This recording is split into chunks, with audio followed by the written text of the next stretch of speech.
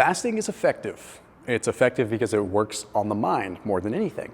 Now, what do I mean by that? I could pull all kinds of data out and explain why fasting is tremendous metabolically, why it's good for blood sugar modulation, why it's good for fat loss, you name it. But the real benefit that a lot of us get out of it is it helps train our minds. But there is an actual legitimate risk with fasting. And it's not this danger like it's going to ruin your life kind of thing. But when you look at both human model data and rodent model data, we cannot deny our body's natural ability to find energy balance. And what does that mean? I'm not going to go down some calories in, calories out rabbit hole here. I'm talking about legitimate research that suggests that the body will do everything that it can to recoup a caloric deficit based upon what your body's set point is. So what I mean by this is if you were to start fasting aggressively out of nowhere and then quit fasting, you would probably start overeating to compensate for your fast, and you may not even realize it. There was an interesting paper that was looking at rodents that determined this, and it was pretty strong. We'll talk about that one later. But I want to talk first about a legitimate danger that is in a human model study, so we can really break this down and understand how to get around it. Because we can't just be afraid of fasting because it's going to make us overeat. We need to learn how to get around it. So the study was published in the International Journal of Obesity and Metabolic Disorders. Relatively small study with 34 participants. What they had them do is they had them do a 36-hour fast followed by being able to eat ad libitum. And they compared this to more of a maintenance phase followed by ad libitum, which means just eating however much they wanted to. What they found is after a 36-hour fast, humans tended to eat more. They actually saw quite a profound increase in their energy intake.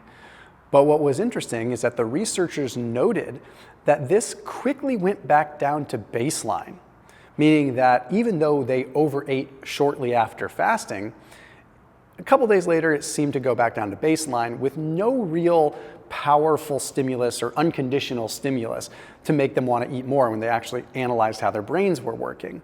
This is really important to note because what it tells us is that the period right after our fast, for like a day or two after, becomes really, really, really important. I've always said with fasting that great power brings great responsibility. So if I were to just abruptly fast for 36 hours, and that gave me 12 hours in the subsequent day to eat as much as I want, if I could just control it during that time period, then the following days, things come back to baseline. So what that simply means is that the 12 or 24 hours after your fast are really, really, really critical because your tendency to overeat after that period, after that fast, is very high and you may not even realize it. I have another study I want to break down that's a lot newer that helps us understand the brain chemistry and how we might be able to sort of override that as well. But some really quick things that you can implement is right when you break a fast, sip on bone broth first. This is one of the easiest hacks that you could follow. Protein is obviously going to be critical. That's a huge one. Like break your fast with protein whenever possible. But if you have bone broth available, if you sip on that broth, the little bit of collagen protein in the broth can actually stimulate GLP-1 and have an impact on your appetite. So it can have an impact on glucagon-like peptide 1, which signals to your brain that you're not as hungry. In fact, we've even seen that just drinking water can satisfy a lot of the hunger issues. But when you actually drink bone broth, you're getting something a little bit more satiating. Okay, so what this can do is makes it so that later on, A, you buy yourself some time, but B, you filled yourself up with something that has substance before eating protein. So you start with bone broth, and then about 30 minutes later, implement some lean protein so that your body breaks down and utilizes the protein, and it gets satiated. So a lot of these cues that make us want to eat really, really fast and really a lot of food, these are not always driven by thermodynamics. They can also be driven by protein demand. When our body needs protein, it's going to signal for us to eat as well because it doesn't tell us, hey, specifically eat protein or specifically eat carbohydrates. It tells us eat food in the hopes that you get protein. So those signals get distorted. I put a link down below for Kettle Fire bone broth if you want to check them out. So that is a special discount link. That's the bone broth I've been talking about on this channel for like 7 years when it comes down to fasting. So super portable, easy to bring with you. They've got some delicious flavors. They've got beef, they've got chicken, they've got all kinds of different broth and bone broth flavors. It's a wide category, also different soups. They also have regenerative broth, which is really, really cool. They're really making big leaps there. So that link down below will save you a bunch of money if you want to use that link. So again, link down below in the top line of the description. And this is something you'd have right when you break your fast or in between meals. So like after you break your fast, you eat something, you feel like you're hungry, sip on some broth in between the meals, and it makes a huge, huge, huge difference. So big shout out to them, and check out that link down below in the description. So having this kind of in your back pocket, so to speak, with the broth and the protein, that alone is going to override some of these signals. So with this, there was a study published in Frontiers in Nutrition not that long ago that took a look at rodents, and they found that when they had rodents do a 24-hour fast compared to a 50% caloric restriction, the rodents that fasted ended up having a higher hyperphagic response. They ate more afterwards. They also found that even 9 to 12 days later, they were having basically this neurological response to make them eat more.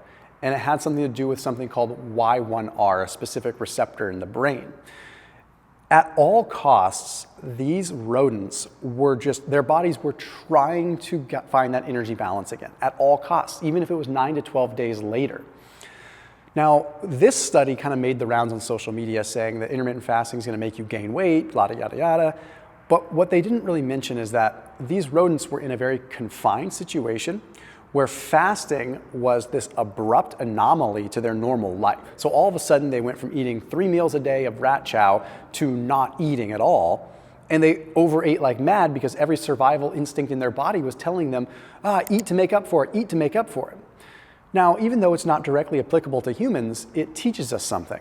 It teaches us that innately, at our core level, we want to recoup what we lost, and that our metabolism might be a little bit more static than what we think. Like we can't just adjust it with 1 day of fasting. Now, if you were to fast every day in like sort of a 16-8 fashion, that works really well for people because you sort of override that naturally. And what I mean by that is by restricting your eating period, it's hard for you to overeat the next day. And it's hard for you to overeat the next day and the next day and the next day because you've got like a short compressed eating period. But that's not sustainable either because eventually your calories all balance out and it shrinks down over time and you're just stuck doing 16-8 for the rest of your life. So the things that you want to pay attention to, fasting every other day or every third day for 18 or 20 hours might be a better strategy than 16-8 if you're concerned about a slowed metabolism or potential overeating later on, okay? So this way, you give yourself sort of that day in between to overeat. So it looks like this, 18-hour fast, you don't overeat the day of your fast because you didn't have much time to eat, but the following day, you do overeat. But you don't overeat so much that you compensate for the day's calories before. So you're still in a net negative calories, right? And then the next day, you're fasting again. So you're putting yourself even more net negative, right? So by kind of alternating your fasting days and by sipping on broth and by eating high protein and high fiber, you're not going to fall victim to the same situations that these rodents fell victim to because you have the ability to think your way through this. So the biggest danger of fasting truly is overeating. And it's a very, very valid thing that our brain is trying to protect us from dying. So it's valid and we need to acknowledge it. But we also need to acknowledge it so that we can employ the right tactics to make it not be an encumbrance to our fat loss. So as always, keep it locked in here on my channel. I'll see you tomorrow.